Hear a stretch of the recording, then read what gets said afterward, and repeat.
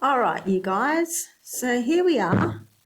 We're about to start topic 7, part 3, where we're going to look at digestion and absorption. So digestion is all about breaking things up into smaller pieces, and absorption is all about moving those products or those little pieces from where they are in the gastrointestinal tract and then into our blood supply. Let me just put this in presentation mode.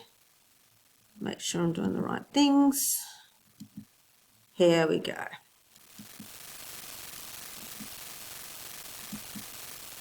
Okay.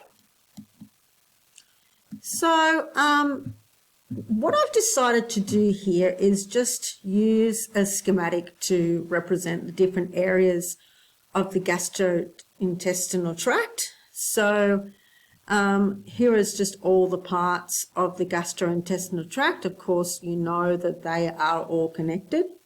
They make up one long muscular tube. And then we also need in our schematic to think about something to represent the blood supply. So this is the blood supply, and then this is the lymphatic system. Okay, so this represents blood vessels, this represents the lymphatic system. So we're also going to be jumping between, we're going to do a little bit of digestion, a little bit of anatomy to make sure that we don't fall asleep. Not that you are falling asleep, I'm just saying, just so we don't fall asleep. Okay, so here we go. Let's do the digestion and absorption of nucleic acids. Right, so for this section, I have decided to become a beautiful piece of DNA. I look good as DNA, hey? Look at me go. All right, so let's think about this. The food that we eat contains a variety of things put together. And one of those things that is in our food are cells, okay? Plant cells and animal cells, okay? So you know that all cells contain a nucleus. And what's living inside that nucleus? Well, inside the nucleus of animal cells and also plant cells, there are DNA and RNA. And remember, if you think back from BMS 165, DNA and RNA are nucleic acids. They are biological molecules. So what I want you to do is I want you to look back at your notes from 165 and write down the full name DNA here. And go back to your notes in 165 and write down the full name of RNA here. So you remember what is their full name. Okay, let me just move myself out of the way. I'll put my nucleic acid self over here. Okay, so when we munch on animal cells and plant cells, okay, animal cells, in our mouth, the nucleic acids undergo mechanical digestion, right? So we know that mechanical digestion is all about breaking things down into smaller pieces. Nothing much happens in the esophagus and nothing much happens in the stomach. When the nucleic acids, I think I've made a mistake there.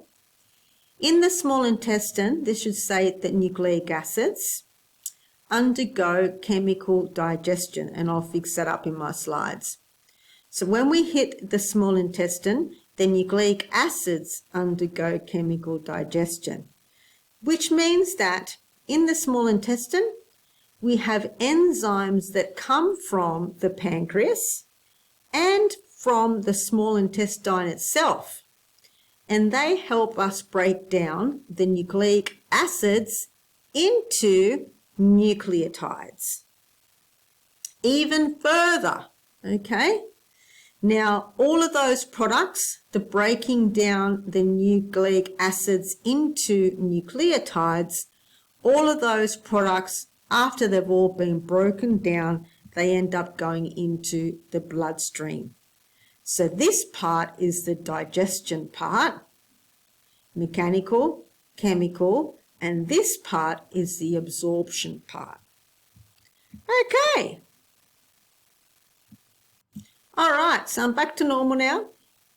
So now we're going to look at the structure and function of the esophagus. Now, the esophagus is a long tube, long muscular tube, because it's part of the gastrointestinal tract. And look at it.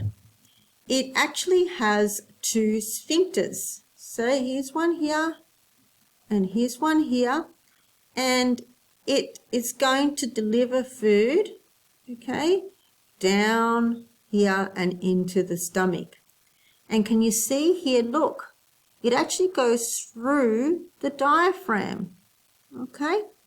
Now, in our last slide, we saw that the esophagus didn't really do much to the nucleotide digestion and absorption. So it really is a transport kind of structure. It delivers food from point A to point B.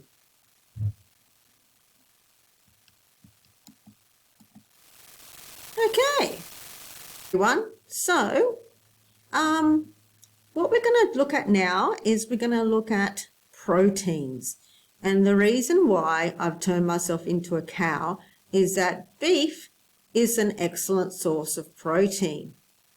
So what we want to do is we want to have a look at this process. Oh, I'm in the wrong slide. Next slide. Here we go. I'm on the right slide now. Here we go. So the food that we eat contains protein. Now, in the mouth, the proteins undergo mechanical digestion, which is breaking down large bits of meat into small pieces of meat or sources of protein. Then what happens?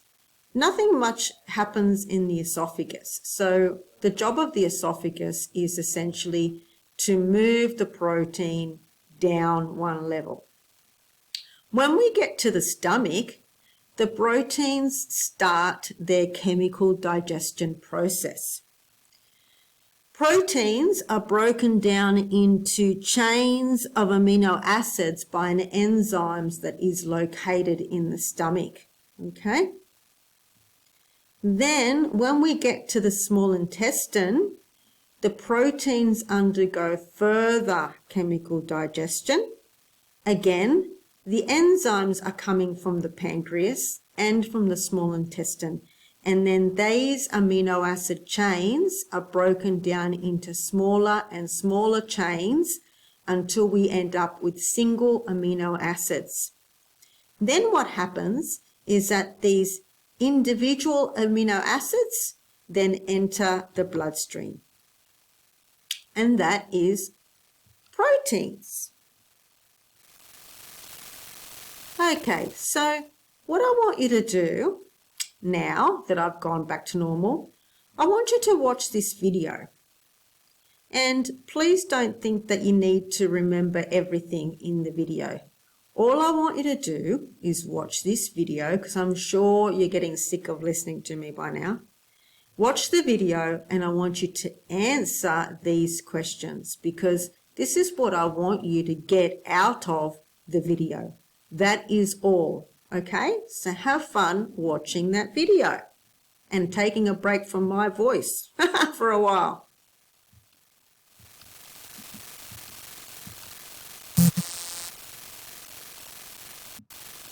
Okay, so now we are up to the part where we talk about the digestion and absorption of carbohydrates. And the reason why I am now a potato is because potatoes are an excellent source of carbohydrates. Okay, so The food that we eat contains carbohydrates, and there are three kinds of carbohydrates: starch, sugar, and fibre. Okay? Now, sugar is much like glucose, and it's just a simple molecule that it can't break down any further. It's a small carbohydrate. Starch is a polymer of a sugar. Okay, so for example, starch is made up of lots and lots of glucose joined together, and that is found in plants, and that we can actually digest. But fibre is lots and lots of glucose stuck together, also found in plants, but we can't actually digest fibre, which means that we can't break down these glucose chains, okay? Whereas we can break down these glucose chains. So yeah, one we can digest, one we can't. That's why fibre essentially goes right through us, because we have no enzymes to digest it.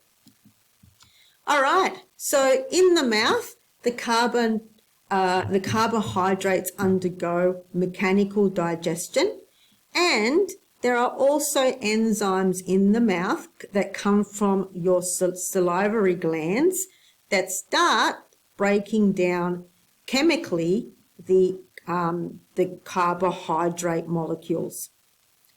Nothing much happens in the esophagus and the stomach until we get to the small intestine. In the small intestine, the carbohydrates undergo the last part of their chemical digestion. So again, the enzymes are coming from the pancreas and also the small intestine, and they break down the carbohydrate into smaller and smaller and smaller parts until we only end up with simple sugars like glucose. Then those simple sugars end up going into our bloodstream. So there you go.